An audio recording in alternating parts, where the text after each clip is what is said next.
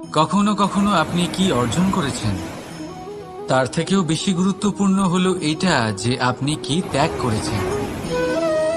কিন্তু কোন কোন বিষয়ে সাবধান থাকতে হবে তা মন দিয়ে শুনুন। জীবনে যখনই আপনি আপনার লক্ষ্য স্থির করবেন তখন ভ্রম থেকে সাবধান থাকুন, কারণ তা আপনাকে লক্ষ্যভ্রষ্ট করে দিতে পারে। যখন যাত্রা করবেন তখন আলস্য থেকে সাবধান থাকুন, কারণ সেটা আপনাকে আপনার যাত্রা পূরণ করতে দেবে না। যখনই ন্যায় করবেন তখন বন্ধুদের থেকে সাবধান থাকুন, কারণ তারা আপনার ন্যায় করার ক্ষমতা দুর্বল করে দিতে পারে।